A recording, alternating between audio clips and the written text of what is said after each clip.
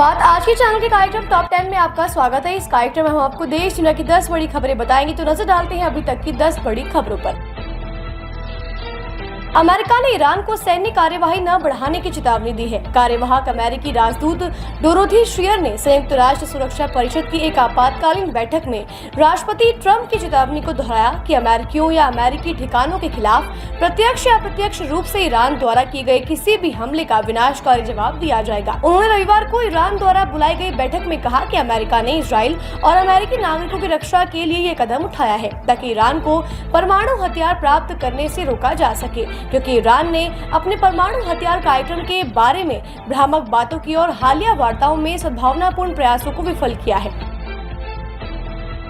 विदेश मंत्रालय के प्रवक्ता रणधीर जायसवाल ने बताया कि 311 भारतीय नागरिक 22 जून को अपराह 4:30 बजे मशहद से विशेष उड़ान से नई दिल्ली पहुंचे। उन्होंने कहा कि अब तक कुल 1428 भारतीय नागरिकों को ईरान से निकाला जा चुका है।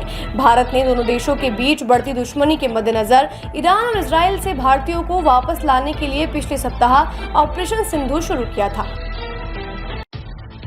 तिब्बती बौद्ध नेता दलाई लामा 2 से 4 जुलाई तक उत्तर भारतीय पहाड़ी शहर धर्मशाला में आयोजित 15वें तिब्बती धार्मिक सम्मेलन में भाग लेंगे। तिब्बती आध्यात्मिक नेता और 14वें दलाई लामा यहां आगामी सम्मेलन के दौरान बड़ी घोषणा कर सकते हैं। दलाई लामा 6 जुलाई को 90 वर्ष के हो रहे हैं। तिब्बती बौद्ध नेता जिनमें सभी 4 संप्रदाय शाक्य, काग्यू तिब्बती बौद्ध नेता जिनमें सभी 4 संप्रदायों शाक्य, काग्यू, निगम्मा और केल्गू के प्रमुख और प्रतिनिधि शामिल हैं। जुलाई में दलाई लामा से मिलेंगे। हालांकि काग्यू संप्रदाय के प्रमुख करमापा रिनपोछे इस कार्यक्रम में शामिल नहीं होंगे और उनकी अनुपस्थिति निश्चित रूप से तिब्बतियों को दुखी करेगी। इस बार मानसून संभावित तारीख 30 जून से 8 दिन पहले पहुंचा है। बीते 2 दिन से जम्मू संभाग के कई हिस्सों में बारिश हो रही है। मौसम विज्ञान केंद्र श्रीनगर ने 25 से 27 जून के बीच प्रदेश के कई जिलों में ऑरेंज अलर्ट जारी किया है। इनमें 115 से 204 मिलीमीटर तक बारिश हो सकती है। खराब मौसम में संभावित क्षेत्रों में भूस्खलन, पहाड़ों से पत्थर गिरने और बाढ़ का खतरा रहेगा। जम्मू संभाग के जम्मू रामबान, रियासी, उधमपुर, सांबा, कठुआ, डोडा, किश्तवाड़ और कश्मीर के अनंतनाग जिले में ऑरेंज अलर्ट को देखते हुए आपात प्रबंधन मजबूत करने के लिए कहा गया है। राजस्थान सरकार ने नौकरशाही में बड़े फेरबदल करते हुए 62 IAS अधिकारियों का तबादला किया है, जिनमें 8 अतिरिक्त मुख्य सचिव और 11 जिला कलेक्टर शामिल हैं। इसके अलावा 21 IAS अधिकारियों को विभाग का अतिरिक्त प्रभार दिया गया है। कार्मिक विभाग ने रविवार देर रात तबादला सूची जारी की है। वरिष्ठ IAS अधिकारी अखिल अरोड़ा को करीब 5 साल बाद वित्त विभाग से स्थानांतरित कर जन स्वास्थ्य अभियांत्रिकी के विभाग में ACS नियुक्त किया गया है। अपर्णा अरोड़ा को वन विभाग से सामाजिक न्याय एवं अधिकारिता विभाग में ACS के पद पर भेजा गया है। कुलदीप राका को ACS उच्च एवं तकनीकी शिक्षा की भूमिका सौंपी गई है। वे ACS सामाजिक न्याय एवं अधिकारिता विभाग थे।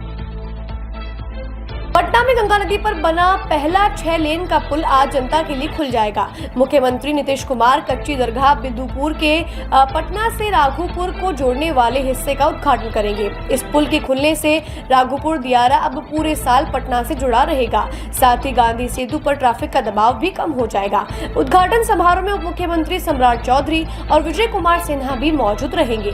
पथ निर्माण मंत्री नितिन नवीन और विधानसभा अध्यक्ष नंदकिशोर यादव भी कार्यक्रम में शामिल होंगे। 4 राज्यों की 5 विधानसभा सीटों पर 19 जून को उपचुनाव के तहत वोटिंग शुरू हुई थी और आज सुबह 8 बजे के इनके नतीजे के लिए गिनती शुरू हो गई है। सबसे पहले बैलेट मतों की गिनती शुरू हुई, उसके बाद वोटिंग मशीनों की गिनती प्रारंभ हो गई है। दोपहर तक सभी सीटों पर स्थिति साफ हो जाएगी और शाम तक सभी 5 सीटों के परिणाम जारी कर दिए जाएंगे। इनमें पंजाब, गुजरात, केरल और पश्चिम बंगाल शामिल है। गुजरात की 2 और बाकी राज्यों की एक विधानसभा सीट पर उपचुनाव हुआ है। गुजरात की कड़ी सीट पर कुल 97.91% वोटिंग हुई थी, जबकि विसावदार सीट पर 56.89% वोट पड़े हैं। वहीं केरल की नीलामपुर सीट पर सबसे अधिक 75.27% मतदान हुआ था, जबकि पंजाब की लुधियाना वेस्ट सीट पर 51.33% वोटिंग हुई थी। पश्चिम बंगाल की कालीगंज सीट पर 73.36% मतदाताओं ने अपने मत का प्रयोग किया है। अमेरिकी हमले के बाद ईरान की संसद में रविवार को हार्मुज जलडमरू मध्य को बंद करने का फैसला लिया गया, जिसके बाद ऐसा माना जा रहा है कि दक्षिण और पूर्वी एशियाई देशों पर इसका सबसे ज्यादा असर दिखाई देगा। ईरान के इस फैसले पर केंद्रीय पेट्रोलियम एवं प्राकृतिक गैस मंत्री हरदीप सिंह पुरी का बयान सामने आया है, जिसमें उन्होंने साफ किया है कि हमारी तेल कंपनियों के पास कई हफ्तों की सप्लाई है। केंद्रीय मंत्री हरदीप सिंह पुरी ने कहा, हम पिछले 2 सप्ताह से मध्य पूर्व में विकसित हो रही भू राजनीतिक स्थिति पर बारीकी से नजर रखे हुए हैं। प्रधानमंत्री मोदी के नेतृत्व में हमने पिछले कुछ वर्षों में अपनी आपूर्ति में विविधता लाई है। अब हमारी आपूर्ति का एक बड़ा हिस्सा होर्मुज जलडमरू मध्य से होकर नहीं आता है। चमोली में देर रात्रि से हो रही लगातार बारिश के चलते बद्रीनाथ राष्ट्रीय राजमार्ग भनेरपानी पीपल कोटी के पास अवरुद्ध हो गया है। कार्यदायी संस्था द्वारा सड़क मार्ग को खुलवाने की कार्यवाही जारी है। वहीं पहाड़ी से लगातार पत्थर गिरने के कारण मार्ग खुलवाने के कार्य में बाधा उत्पन्न हो रही है। पुलिस और प्रशासन ने यात्रियों से अपील की है कि धैर्य बनाए रखें, वे सावधानी पूर्वक यात्रा करें। नंदप्रयाग से नंदा नगर जाने वाले मोटर मार्ग स्थान कांडाई पुल के समीप मलबा आने के कारण यातायात हेतु अवरुद्ध है। वहीं जोशीमठ ओली मोटर मार्ग यातायात हेतु सामान्य है। राष्ट्रीय राजमार्ग कर्णप्रयाग गैरसैंण पांडु वखाल मोटर मार्ग भी यातायात हेतु सामान्य है। स्टार प्लस के सीरियल अनुपमा के सेट से एक बुरी खबर सामने आई है। टीवी के इस नंबर 1 शो के सेट पर आग लगी है। हालांकि फिलहाल इस आग को कंट्रोल में लाया गया है। फायर ब्रिगेड की 5 गाड़ियां फिलहाल सीरियल के सेट पर मौजूद है। गोरेगांव फिल्म सिटी में सोमवार सुबह टीवी के पॉपुलर सीरियल अनुपमा के सेट पर भयंकर आग लग गई थी। आग इतनी भयानक है कि उसे बुझाने के लिए फिलहाल फायर ब्रिगेड की 5 गाड़ियां मौके पर पहुंची हैं। आज सोमवार 23 जून की सुबह मुंबई के दादा साहब फाल्के चित्रनगर स्थित अनुपमा सीरियल के सेट पर अचानक आग लग गई थी। आग लगने के बाद तुरंत सेट पर मौजूद कुछ लोगों को बाहर निकाला गया और फायर ब्रिगेड को बुलाया गया। समाचार लिखने तक किसी के हताहत होने की कोई खबर नहीं है। टॉप 10 में आज के लिए बस इतना ही। कल फिर नई खबरों के साथ हम होंगे आपसे रूबरू। तब तक के लिए दीजिए इजाजत। नमस्कार।